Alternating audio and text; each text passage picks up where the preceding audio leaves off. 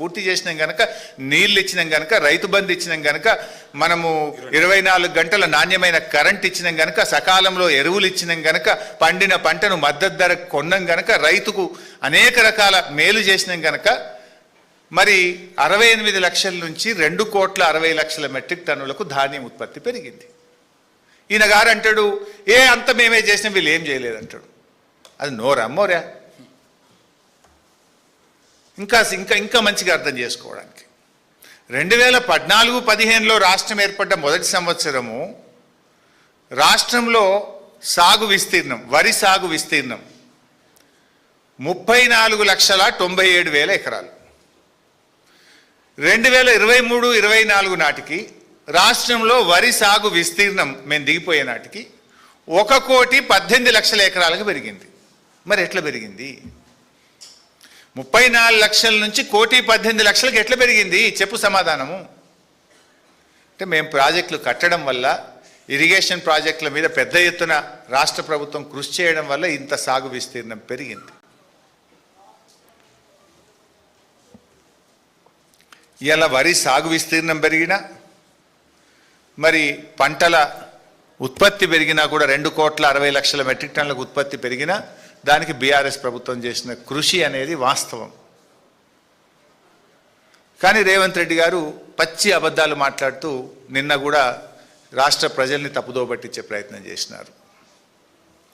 ఇంకో విషయం కూడా ఆయన నిన్న ఒక తప్పును ప్రచారం చేసే ప్రయత్నం.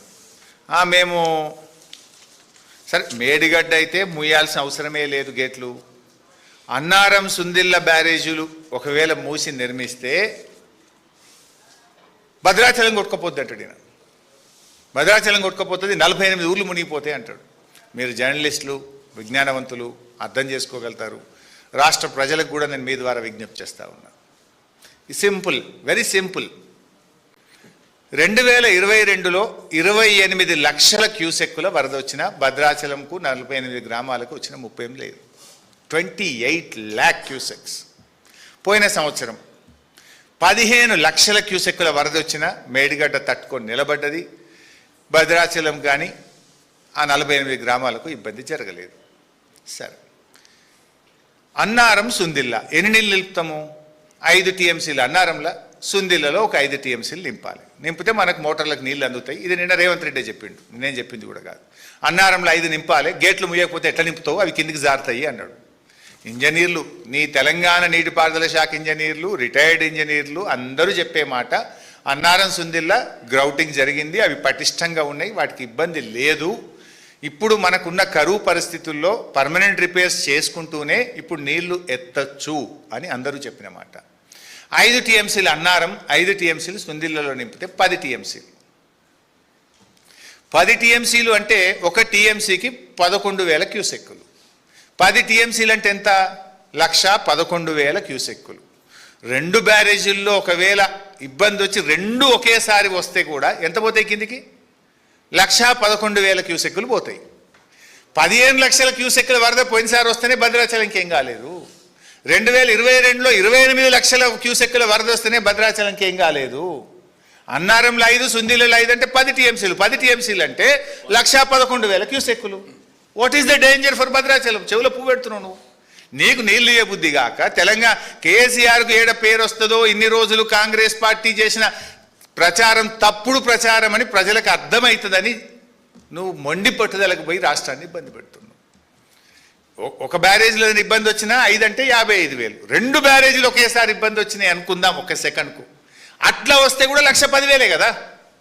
కరువు కంటే, ప్రజల కంటే, కరెంటు కంటే ముఖ్యమైనది ఏంటి? రేపు ఎన్టీపీసీకి సింగరేణి కరెంటుకు నీళ్ళు ఉండని పరిస్థితి అవుతుంది, మంచినీళ్ళకి ఇబ్బంది వస్తుంది. నీ మొండితనం ఇందులో వైరు రాసిన రిటైర్డ్ ఇంజనీర్లు, they have return in this letter. ఈ స్థాయిలో బ్యారేజీలు